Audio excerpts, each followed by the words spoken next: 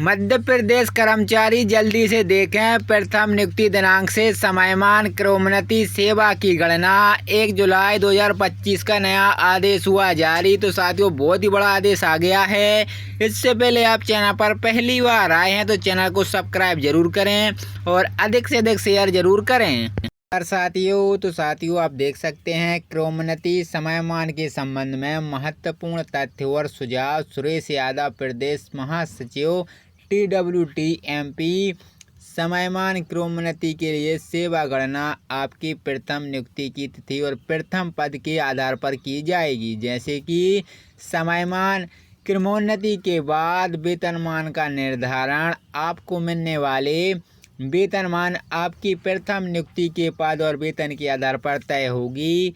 पदोन्नति के पश्चात अगला उच्च वेतनमान प्राप्त करने वाले संबंधी कई प्रश्न आते हैं। इस संबंध में 1 अप्रैल 2008 को शासन द्वारा स्थिति स्पष्ट की गई है कि इसमें कहा गया है कि पदोन्नति के पश्चात अगला उच्च वेतन में पदोन्नति दिनांक से सेवा की गणना तभी की जाएगी जब कर्मचारी अधिकारियों का पदोन्नत उच्च पद पर सीधी भर्ती होने वाला होगा। यह समयमान वेतनमान में होगा जो कि क्रमोन्नति में यह सुविधा नहीं है।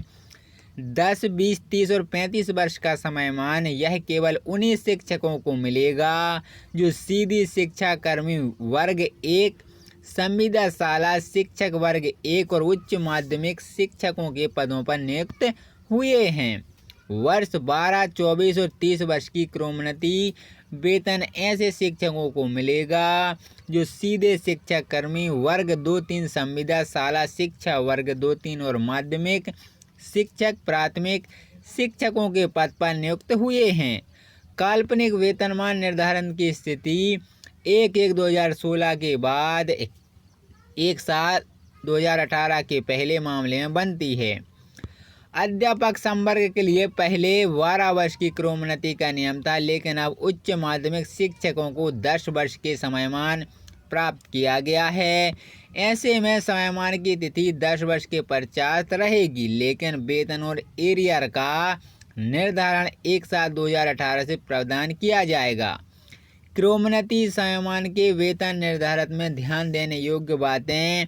वेतन निर्धारित करने का विकल्प रहेगा यदि क्रमोन्नति समयमान 2 जनवरी से 1 जुलाई के बीच मिलता है तो वेतन निर्धारण के लिए जुलाई की नियमित वार्षिक वेतन वृद्धि के बाद वेतन निर्धारण का विकल्प चुन सकते हैं। ऐसा करने से आपको वेतन उच्च वेतन में तय होगा कि भविष्य में 1 जुलाई को नियमित वार्षिक वृद्धि प्राप्त होगी। यदि तत्कालीन वेतन निर्धारण चुना जाता है तो वर्ष वेतन वृद्धि 1 जनवरी से मिलेगी, लेकिन यह लंबे समय से लाभदायक नहीं है।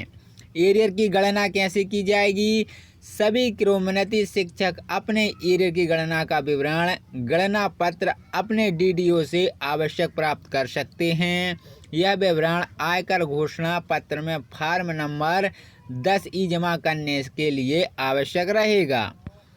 समयमान योजना नवीन शिक्षक संवर्ग 2019 सेवा शर्तें और सामान्य प्रशासन वित्त विभाग के निर्देश 2008, 14, 2023 पदोन्नति के लिए आवश्यक योग्यता रखने पर ही समयमान योजना का लाभ मिलेगा। तो साथियों आप देख सकते हैं